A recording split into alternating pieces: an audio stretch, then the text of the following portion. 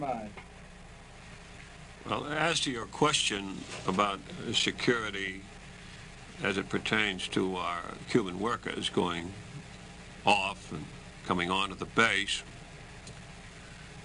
we have developed a considerable confidence in the reliability of our Cuban workers.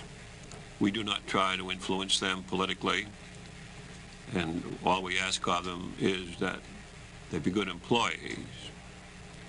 I think there are three things that I could cite as specific indicators in this area. One, everyone who comes to Guantanamo Bay is interested in the fortifications here. I suppose the interest is normal. This type of thing hasn't happened to the United States in recent years. Of course, it was a matter of urgency and was accomplished in the island of the Pacific before World War II. I guess one similarity here is the climate, because the climate is quite similar to the Pacific Islands.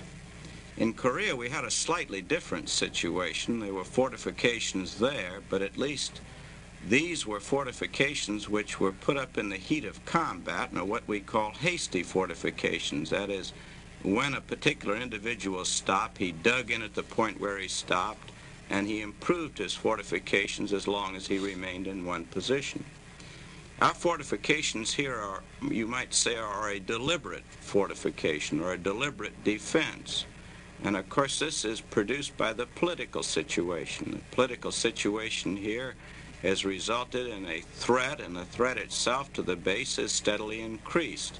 The United States response here has been to increase the defensive capability of the base. The one way we can do this is to give protection and cover to the weapons and to the crews which are part of the defense force. Also, these fortifications really multiply our strength.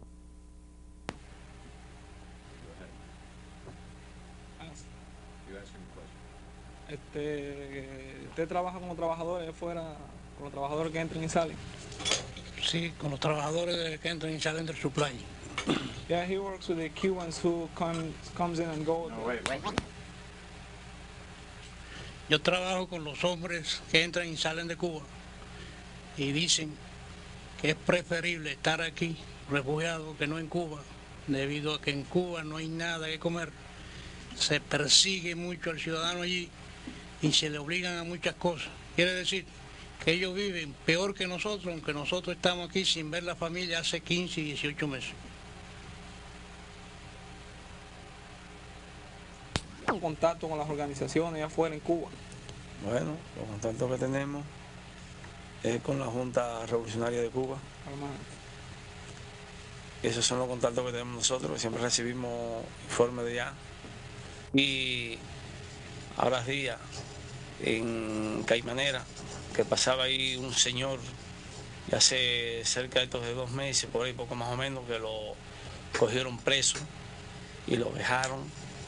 Lo trajeron allí, le dijeron que se merecía que le cayeran a bofetones, que ellos partían brazos y sacaban uñas también, que ellos también hacían esas cosas, porque cuando el individuo se lo merecía, había que hacerlo, que lo que era un contrarrevolucionario. Entonces lo tuvieron varios días incomunicado en el castillito que le llaman de Santiago de Cuba.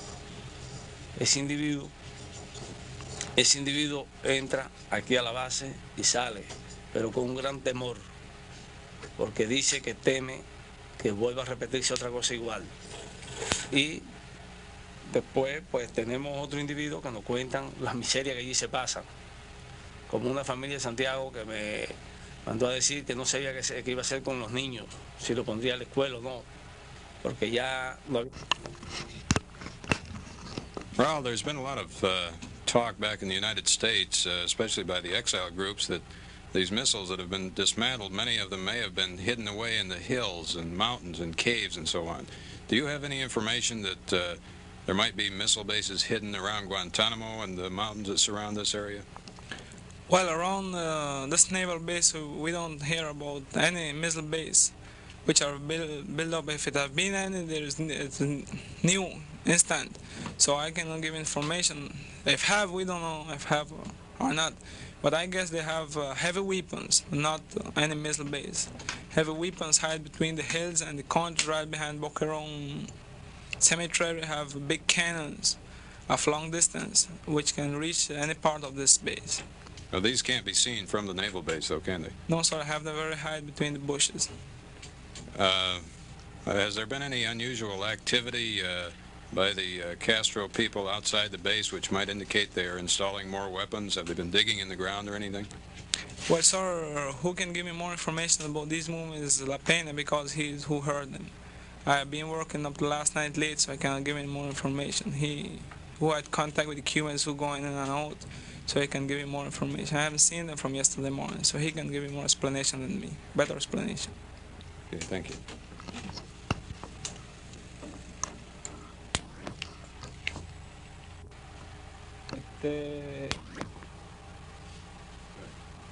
¿Usted cree que si en caso tal de que se diera a llegar otra invasión a Cuba, como la de Playa Girón, usted cree que el pueblo y las organizaciones están dispuestos a salir a darle respaldo a dicha invasión?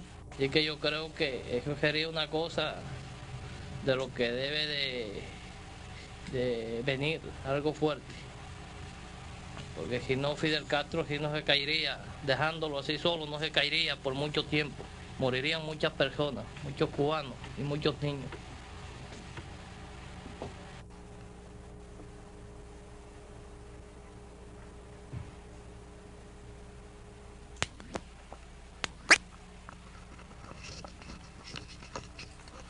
Raul, you work with many of the Cubans who are still able to go off the base, who have not sought exile here. What do they say about the crisis and the build-up here at Guantanamo and what's going on over on their side of the fence? Well, about the Cubans who go on and come out from this base, they say things are very difficult out there. When they go through the fence, the bad search, and any clothes or anything they have on looks sort of new, they take it off from them. And things outside is very difficult of meaning of way of living, and about foods, any kind of thing they have passed very trouble unless they get in the black market. Do they still seem to support Fidel Castro and what his government stands for? Well, some of the people still are blind. They still are blind. Is there any sort of organized resistance among these people who work here, who go off every day, organized resistance to the Castro regime? No, sir, there is none. Against Castro, there is none of the people who goes in and out. Only we exile people who live here who are organized. The people who go in and out, are they afraid that if they do take some sort of action or get into a group, something may happen to them? Sure, it's completely impossible to join any group here with we exile on this base, for they will get any, interrogation outside there and will get into fast trouble. In case they join any group with we Cubans here on this base.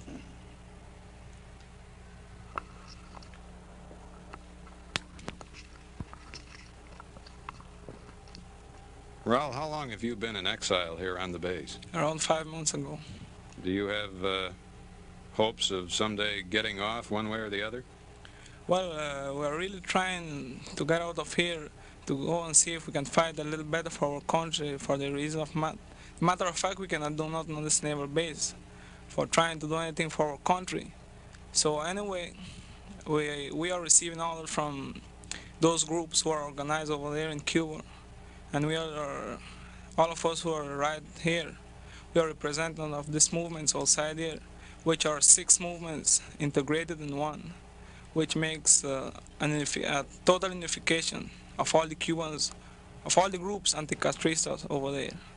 Would you like to get to Miami and join any of the groups? This is Gordon Stevens at the Guantanamo Navy Base. Got. Okay.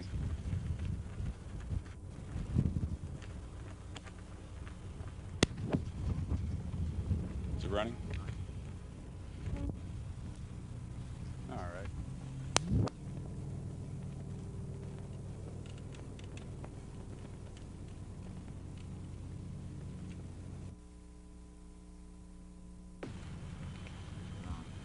This is Gordon Stevens at the Guantanamo Naval Base, a military installation that by now is getting settled down to the daily routine of watching and waiting for whatever might happen next in the Cuban crisis. Since the initial surge of activity, the base has become an area of definite contrast.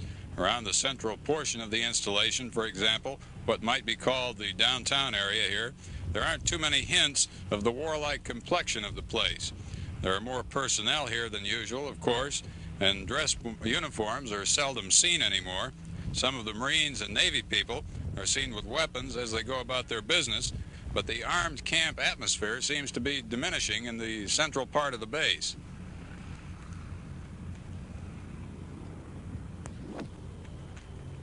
But as you move further away from the center of the base, you come upon the deserted housing areas, now empty of families, the houses in some cases taken over by Marines.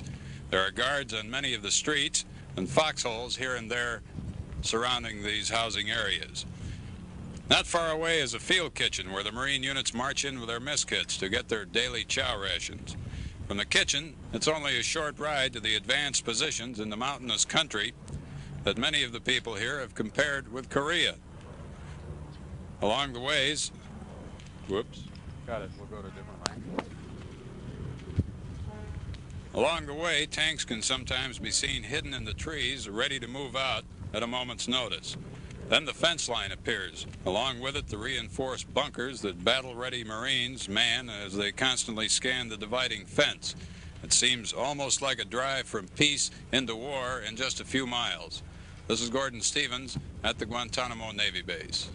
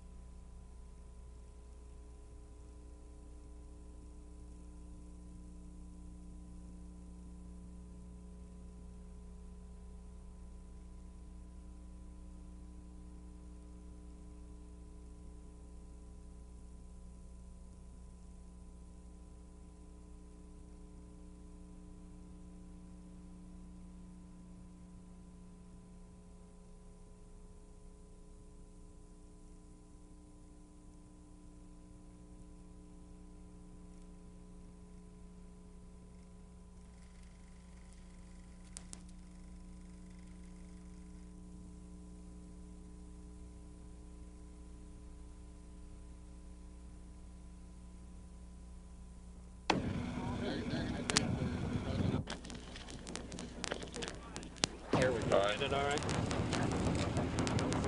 The President is visiting for a moment with Congressman Danny Fasell and Robert Sykes of Florida and Governor Bryant. He's gesturing with his hand and about to put on a pair of sunglasses to conceal his eyes from this bright sunshine as he makes an inspection tour of the flight line. Strategic wing reflect great credit on himself and the United States Air Force.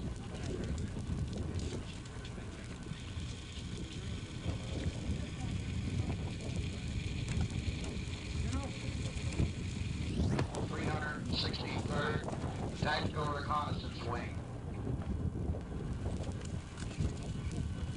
Surveillance of offense weapons in Cuba under extremely hazardous conditions, thereby contributing invaluable intelligence data which helped our leaders establish the nation's military posture and plan its diplomatic actions.